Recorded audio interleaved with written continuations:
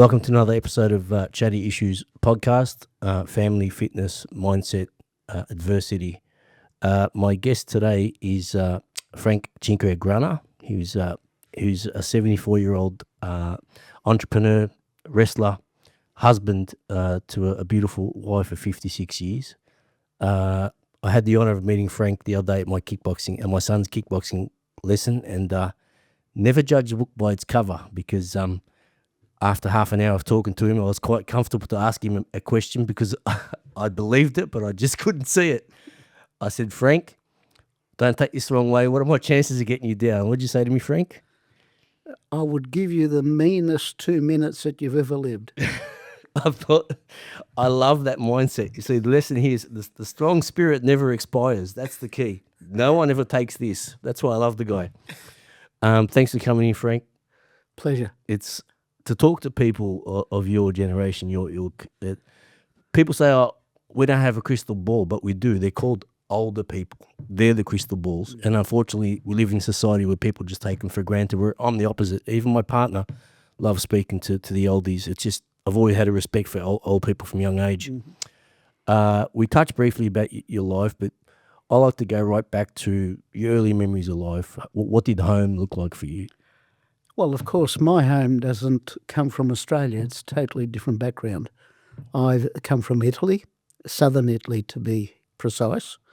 I came out here in 1954 when I was 7 years old. And I've been blessed with a remarkably good memory. So I can remember all the way back. Some people say, surely it's somebody's told you about it. But I can remember when I was 3. And I remember distinctly it was an incident when my father was crying because the woman over the road had died. And we could hear them crying. Who was she to him? Nothing, just to play for. Grew up with Dad, and so he felt very close to her because I remember he was sitting on the bed, Mum was sitting next to him, comforting him, and I remember that. And then I have other memories of that. And so my memory goes all the way back to that. And some of the things that I picked up over there, attitudes, customs, and I've taken those to heart and I put them into practice today. So I'm not just a product of Italy. I'm a product of Italy, Australia. I'm a product of my religion, even though I don't practice it anymore. And I'm a product of my sport as well as my career. So all of those things go to mould anybody. So purpose is a very powerful thing, isn't it? It is. And even before I was taught to have purpose, I was always very much driven by ambition and wanting to excel. Yep. That's why I took up wrestling. And we'll come back to wrestling in a sec. Just jobs you've had over the years? I heard the call of the dollar when I was 14 years old, and I decided that I was going to make my fortune at that age, so I left school against my parents' wishes, and I got a job as a wash-up boy in a print shop. I was the lowest form of life in that hierarchy. The girls didn't want to talk to me because I was a factory boy. So I decided to improve myself, went to night school, became a tool maker, worked at the Commonwealth Aircraft Factory and worked at Ford's. Then I thought, even this isn't good. I wanted to better myself, but Ford's wasn't going to give me that opportunity. So I applied for a job as a sales rep. And here I am, an Italian boy, and been living here most of my life. And what's the first company I end up with? Olivetti. And as a salesman, and I was really naive, full of vim, vigour and vitality, but no experience. Matter of fact, my wife said to me, "What's this job you got?" And I says, I'm selling computers. I wasn't. I was selling printing calculators. Just because the man was able to get 5% of $100, I thought it was a computer. And the guy said to me, "Can you do a calculation like that?" And I lied and I said, "Yeah." He says, "What's 5% of $100? And he had me. I didn't know. So I'm going, looking around the room, and I said, $5. He says, "It took you a while." I said, "You surprised me with the ease of the question." But he'd got me.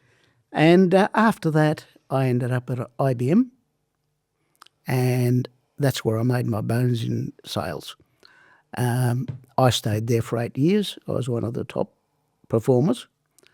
Matter of fact, I travelled a bit because I was a performer. And I even took my wife with me on some of my travels. And after that, where do you go after you've climbed the corporate ladder? I decided to join my brothers in a office equipment business. We started off in Sydney, spread to Melbourne and spread to Brisbane. And at one stage we had 72 employees. So, Frank, yeah, I must admit, I came home and Googled you just to find out a bit more about you before I bring you in here for a chat. The more I know, the better, more I can add value. I did notice you're running a decent sized operation in your business, and compared to where you started, that's something to be very proud of. Mm-hmm. I love the guy who, even though when he finds himself in the shit, says, "You know what? I don't care. I'm going to do something here." How important is that for a young man to have that mindset?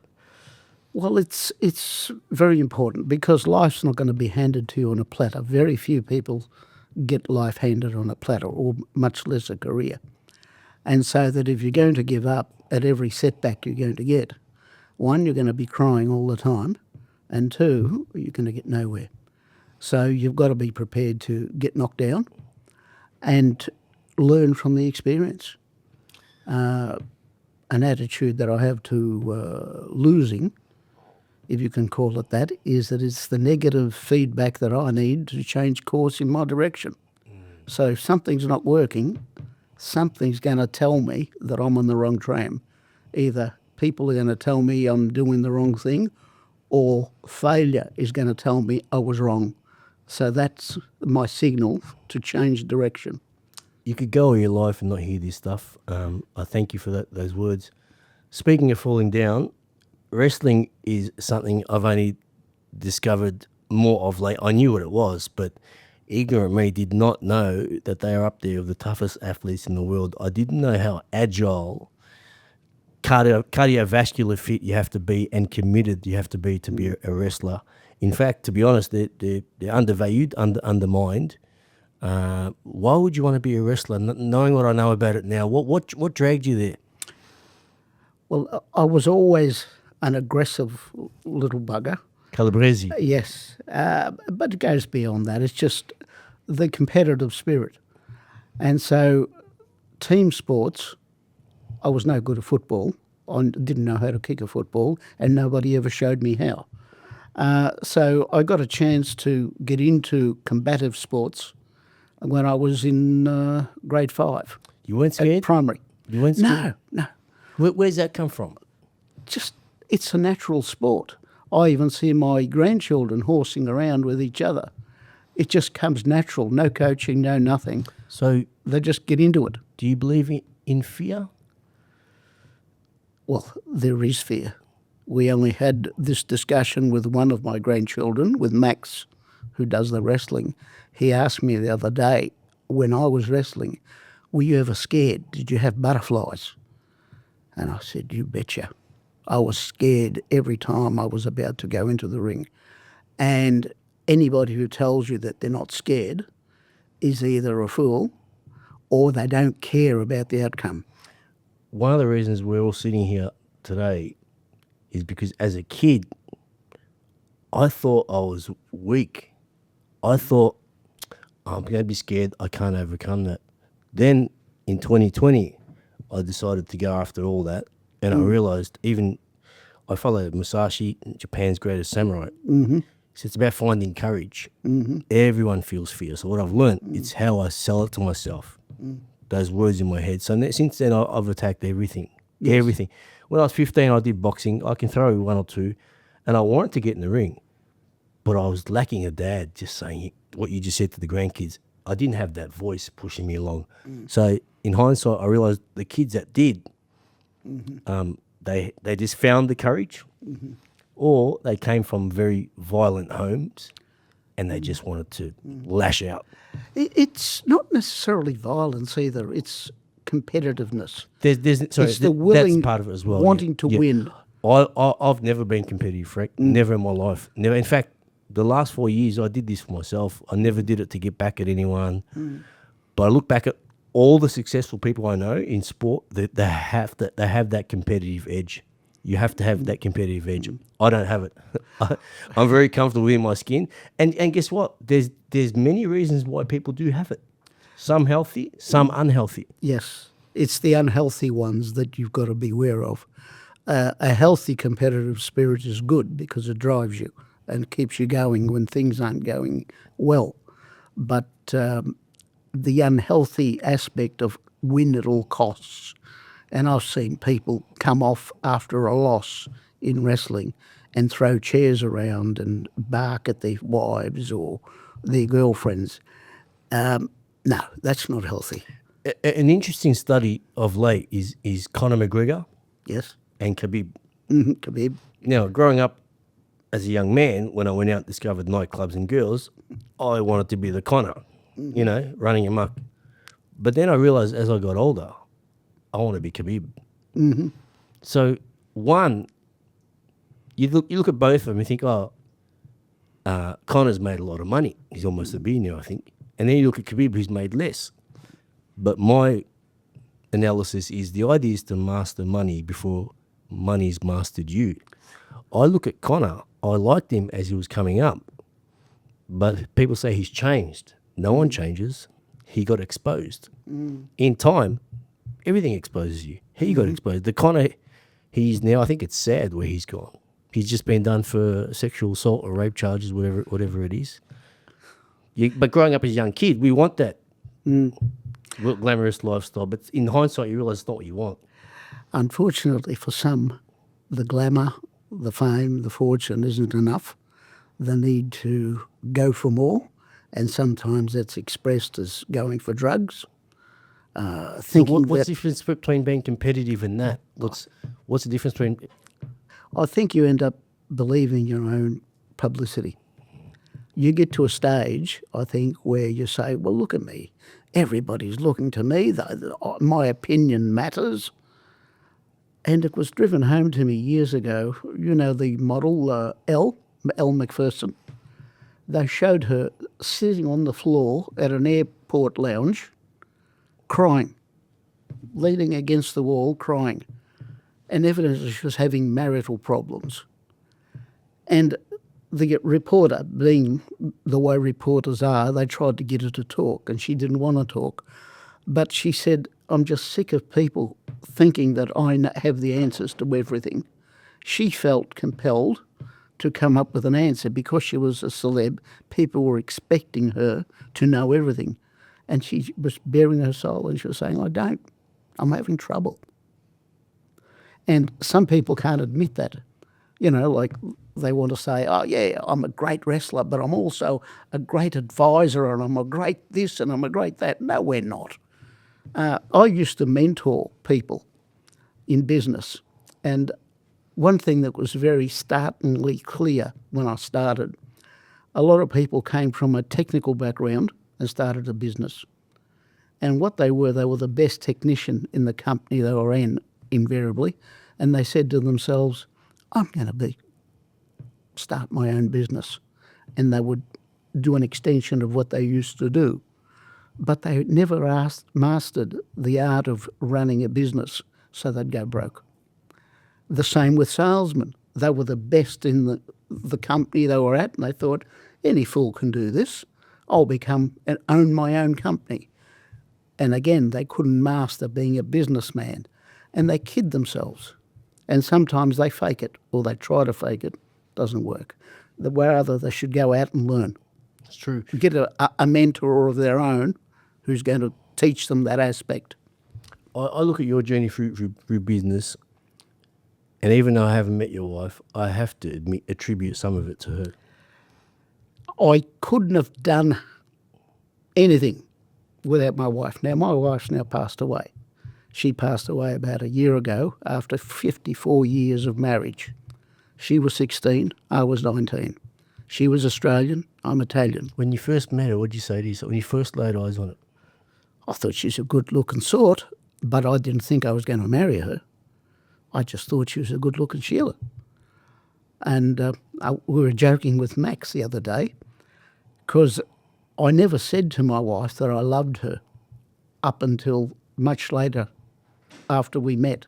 She'd tell me, I love you, and I'd say, yeah, I like you too. And that used to annoy her no end. Why didn't you say it? I didn't want to mislead her. I thought, if I'm going to move on, I don't want her to think that I said I love you and didn't mean it. There's power in that. Yeah, there is. And the day that I did say it, I was committed for life. From there on, there was no moving back. And she would jokingly remind me of, remember when you used to tell me you liked me? I said, well, I had to like you first. And I think you've got to go through that. You've got to like people to begin with. The Turks say there's two loves. There's one when you meet them, and there's one a few months later when you worked out what they're all about. They say if you get through the second one, you'll stay forever. Yes. I'll share something very personal, Jesse and everyone else doesn't know. My old self would always wait for a girl to tell me I love her. As an ego thing. When I met the new woman in my life, it took me 2 weeks to tell it, and I didn't want to tell it because the ego kicks in. So one night we're sitting around, and I'm like stuttering. She's like, "What's wrong? Do you need to go see a doctor or something?" And I said, "No." I said, "Fuck it. I need to man up." She said, "What do you mean?" I said, "I need to tell you something." I said, I've always waited for a woman to tell me I love her. I said, I love you, and I don't even care if you don't love me back. I love you. So I had to grow up. Grow up here. Yes. So I get it. But I think we can't give away the words. It's like bearing your soul on the first night and think, we've had this meeting of minds, we'll be together for the rest of our lives.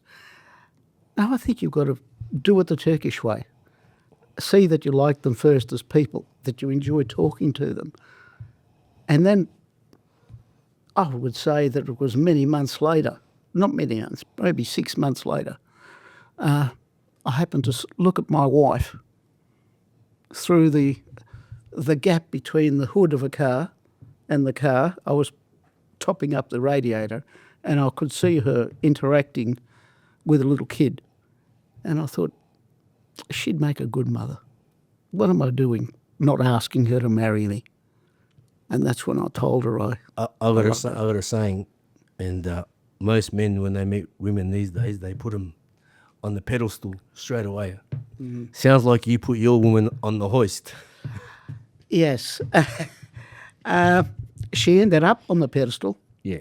By the time she passed away, she was queen of the house. That's actually what I used to say. Once they check out on the hoist, and women have the right to put you. I mean, they're putting us on the hoist all the time, and that's good. I've got 2 daughters, and I encourage them to put anyone, even a friend, put them on the hoist. Yes, because you're going to get the truth. Well, I call it earning the right to advance. But before you think you're entitled to anything, earn the right to that entitlement. And my wife, she was a 16-year-old kid. I can remember our first meal. It was yellow spaghetti. I mean, she couldn't cook. She could only cook scrambled eggs. But that girl, as against the woman that passed away last year, she could cook. I mean, people would look forward to a meal put together by her. She earned the right. Well, not only that, she did, but you provided a safe space, a loving home, a nurturing environment. It was a two-way street. It is. I was able to go out and do what I do at work only because my wife was in charge of the house. I didn't have to worry about what was happening at home. As someone who never had that, I love hearing that stuff because that's the way things are supposed to be. It doesn't matter which role someone does. Is you're out doing whatever or she's out doing whatever, but she or whatever they're not doing is getting taken care of. We were born to work together like the hands and feet. Yes. So it doesn't matter what society is telling you, because, as you know, we now live in a new world which is completely transactional. Where do you see it heading? And what would you advise your grandchildren that are sitting in this room? The grandchildren have had this lecture many times. They've now got to the stage where they remind me of some of the things that, as I was about to come onto this program today, Max reminded me of a few things that we discussed. I don't like where it's going because it's a lot of the old values are disappearing. We're getting to the stage where we can't sit for a meal together.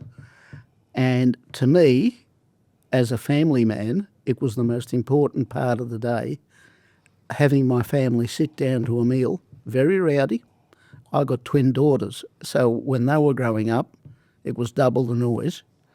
But the fact that they were babbling and we were talking, a lot of the time I would introduce a topic, a controversial topic, and like a grenade, pull the pin, throw it in the room and shut the door and listen to what was going to happen. But we would enjoy that. We would discuss things. That doesn't happen anymore. Too many people going their own separate ways. It's an unhealthy disconnect point. It really is. I tell my kids, I mean, we try to make a conscious effort to eat together. Yes. And it's because they try to ring me during the day and ask me certain questions that I'm not present for. And with that, I'll have the wrong answers. So I say to them that's a dinner time conversation. So I try to make them invested in what we're doing. Yes. And you know what, Frank, I'll be honest, the conversation is completely different around the table. It is. You can relax around the table. People give, all the assembled family gives their opinion. Sometimes they ridicule each other or whatever, but a lot of good things come out of it. So to me, it was my favourite time of the day, and it's sad that now the phrase of "don't eat now, wait till your father gets home" doesn't get used anymore. Because around the table, there's more sustenance than negativity. So you might have an argument, but everyone's bathing in, or everyone's drowning in healthy sustenance, being the food, being that moment. You're making a moment there and there. So it's hard to get a really heated conversation at the table. You can't because you're full. Yeah. They say a hungry man is an angry man. You can't be angry after a good meal. All you want to do is relax. That's true. And so the heat has gone out of the fight. So it's a leisurely discussion, and you're all entitled to your opinion. Yeah. Well, one of the things I get disappointed with is where we're heading. It's like mum can't be at home anymore looking after the kids. And then we think, oh, no big deal. We'll just get a second job. We'll throw them in childcare. So who's raising the kids? Well, nobody's raising the kids. And the thing that I have against women's labour or women's libers is that they undervalue the value of the wife, the mother in the home, just how pivotal and how important their role is, because without my wife, I wouldn't have had the family that I had. I mean, I've been in the company of business people and salespeople where if we want to brag, we talk about the car we drive, and this is my third home that I own, or this is this. And we're talking about material things. I talk about the fact that I had one wife, the same old wife, for 54 years. Frank, the wrestling lured me in. It's your marriage that got my attention. Yeah. Because my parents are like you, and I never had what you had, but I do now. And the reason why I'm giving back is because I didn't deserve earlier what I had now. And it's different when along this journey, I've been in all the darkness, and to come through and realize, hey, despite all the distractions, understand what matters in the world. These kids do not get a chance to understand what matters. They're distracted by social media, online and stuff. If you want a healthy society, keep fathers at home. Well, certainly when they come home, one of the points that I wrote down, you asked me the other day when you met me, what advice you'd give my 50-year-old me. And when I left you, I got to thinking about it, and I thought, at 50, it's too late. The advice that I would give is back when they were 20. And these two guys over there are getting it now, and they're 14. You've got to get the advice early so that it becomes a way of life. It's a way of thinking. And how will I put it? You can waste all those years in between not chasing. You're saying that you didn't have certain things. Only wish somebody had told me to anticipate, give me the advice at 20 that you were asking me for, so that I could have implemented it. But it's sad that when Dad comes home now, he doesn't make the time to be with the kids. Yes, you've got to work. You've got to work. And sometimes women don't understand that we've got to go out and work. Unless you get out and get the daily dollar, you're not going to have all the nice things that we like to have. But when you do knock off, and there's got to be a knock-off time, that's kids and wife time. And you've got to give them undivided attention. Do things with the kids on the weekend. Talk to them. They're human beings. Talk to your wife. I remember, my wife would say to me when I get home, "How was your day?" And I'd say, "It was good." You're a lucky man. You're a lucky man. But then she'd ask me again 5 minutes later, "How was your day anyway, love?" I told you, it didn't change from 5 minutes ago. And I said, "Don't you listen?" She said, "I'm hungry for news. You've got to realise," she said one day, that she was rearing the twins by this time. They were our last two. And she said, "I spend my time with two 2-year-olds who babble away all day. I need some company Contact. of my age with some sustenance or some substance in the talk." And a lot of the husbands don't understand that. And I remember years ago, I mentioned that we had two different cultures. We were going to get married when we got married in the church. Her parents weren't going to give permission. Remember, she was 16. My parents weren't going to give permission because I was marrying a foreigner. So there's an impasse. So initially we didn't get married. Then when we did, the priest wanted to give us a 10-week course in becoming a Catholic. Now, that's all well and good, but we weren't prepared to invest. We weren't that religious to invest 10 weeks in becoming Catholics. And so many years later, I ended up going to a priest up at Doncaster where we lived. And I said to him, "I've got 4 Catholics to give you. I want them baptised, my 4 kids." And and while we were talking, he was an Irish Catholic priest, so you can't get more Catholic than that. And he said to me, "While you're here, would you like me to hear your confession?" And I thought, God, confession. Here I am, 30-something, and you want to hear my confession. Now I haven't been in a church since I was 12. And he could see me cloud over, and he said, no, it's not what you think. He says, "Well, you just sit there where you are and we'll talk." And I said, "Well, you're going to be surprised that my idea of sins and your idea of sins are 2 different things." He says, "What do you mean?" I said, "When I was a kid, I was told that if I missed Mass on Sunday, that's a sin. If I ate meat on Friday, that's a sin." I said, "Well, I can tell you, I don't regard those sins as sins anymore.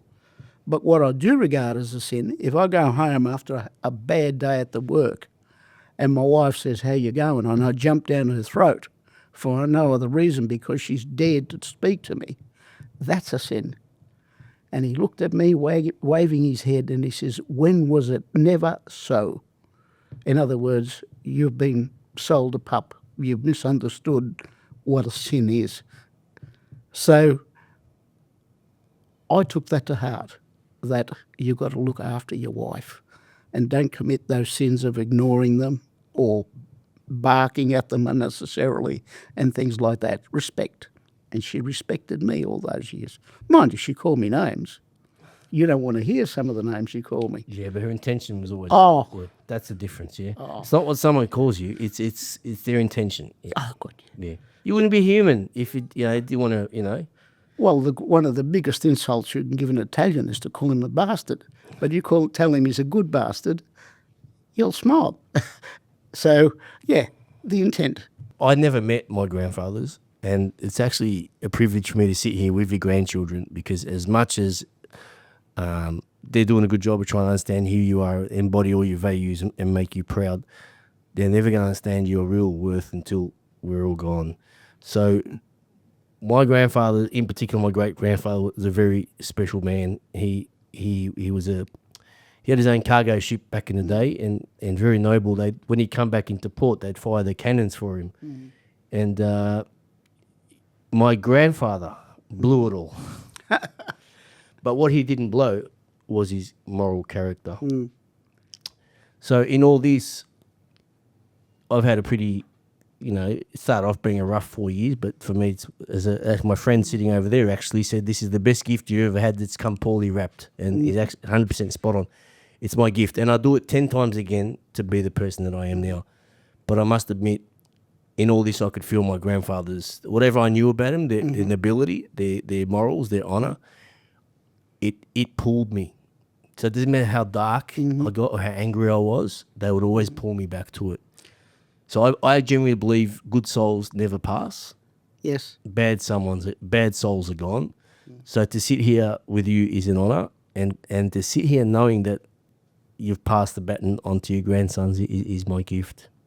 No, it's a pleasure to be a grandfather, and it's an honour to be a father. You still look after him, don't you? You look after your grandchildren, don't you? Yes, we live together. Yeah. It's an expanded or an extended family that we have, and there's another. It's a girl still at home, but that's not all my grandchildren.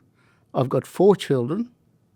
They still actually talk to me, and I've got 8 grandchildren that are actually glad to see me when they see me. How many of them wrestle? Just 2. I've got a 34-year-old grandson who's got 3 children of his own now, and he was giving Max some advice the other day, telling him to excel and do his best. He said, I tried. He said, I was 9 years old, but I was really big. I was wrestling men because I was so big. And he says, and I'd lose, and Granddad would get sad, and I didn't want Granddad to be sad. So he's glad that he's making me happy. It's there's a moment right here, and everyone's standing in it. It's very, very important. Did you wrestle bigger guys? Yeah. Yes. How'd you go? There's a limit to how much, because you've got to understand you can fight a bigger guy who's had no training, and then there's no limit to the size. It's just a question of technique. But when you're wrestling somebody who's been schooled, then even a mediocre wrestler, if he's bigger than you, he should beat you. But, I mean, my fighting weight when I was at my peak was 42 kilos. That's small. And I could see my 2 top ribs whenever I was down to weight. But I wrestled as high as 74 kilos. Are you still involved with it in any way? No, not competitively. I'm now the secretary of Wrestling Victoria. Is it growing? Because UFC would have given it a nudge. It was better in my day. There's like a lot of Cinderella sports. There's a lot of politics in it. People getting in there just to be in charge and not doing anything. And in amateur sport, it's not just in wrestling. It's riddled with politics. And it's you scratch my back, I'll scratch yours, which is unfortunate, but that's the reality of it. After seeing the Dagestanis do so well and destroy the jiu-jitsu guys, how do you think you would have gone against jiu-jitsu? Against the jiu-jitsu guys, well... I believe you. Because the jiu-jitsu guys evolved out of wrestling. All I've got to do is adjust to the fact that I've got to cause damage. Because whereas in wrestling, you don't damage them, you just hold them. Because what the Dagestanis have done, they've just ploughed through all of them. By streamlining, wrestling is like a fast track way of jiu-jitsu, isn't it? It's a fast track, less moves. Yes, well, the way they use wrestling now is that they use it to get their opponent down, and that's wrestling's forte. And then once they've got them down, then just hold them, belt living daylight at them. Do you follow the Dagestanis much? Yes, Do you know Islam? yes. I don't think he'll be beaten. Well, when they're in full flight the way they are now, I mean, you talked about one particular Dagestani, and he hasn't made as much money as Connor. Connor. Give him time; he'll make the money. But when I look at the crop that's coming out of there, I mean, it wasn't evident at the last Olympics, but the Russians would have cleaned up had they been able to wrestle under their own flag. The guy from Bahrain who won the gold medal in his weight division, he's a Dagestani. He won the gold medal. The Albanian who won the gold medal is a Russian. The Greeks have Russians. Everybody's got Russians. The Americans have got Russians. Oh, really? And they have the gall to bar them from the Olympics because they don't agree with their government. I mean, they don't make the government. The best wrestler in the world, Sergulayev, he was in the 94 kilos. He was banned from competing in Paris, yet he's the best wrestler in the world because he didn't disagree with Putin. Who amongst us would disagree with Putin if they lived in Russia? Honest. I mean, what did they expect the guy to do? Go to the Kremlin and have a row with Putin? Yeah. Come on. Look, the sad thing is when sport crosses over politics. Yeah. And the fact that we've been denied the performance of that guy at the Olympics, he would have got another gold medal and just set new records, new benchmarks for other people to do. But I reckon he'll come back again and do it in the next Olympics. I suppose for me, I admire the Dagestanis because their grounding, their higher purpose they live for. Yes. Have you seen their after party? It involves a fruit platter. Yes. And a cup of tea. Or they don't drink. No, they don't. No. That's, in my opinion, because they have a higher purpose and their resilience and their discipline and their humility. They are. They come from humble backgrounds. Yeah, and they haven't sold out. That's why. That's part of what my story is I kind of sold out for a little while and I've brought myself back where I need to be. And that's why I want to share my message, because you don't want to go down this path because there's no sustenance here at all. In fact, all the sustenance is right where you're standing. Family, friends, purpose, a belief in some sort of higher creator. Yes. And, I got a saying that I'll leave you with, Frank, and I'm sure you'll like this. I lost my way, but I never lost myself. I'm glad that you did find a way. And I'm glad you never lost yourself. I'm glad I met you, brother. Same here. Your blood's worth bottling. We'll see you again. Thank you, brother.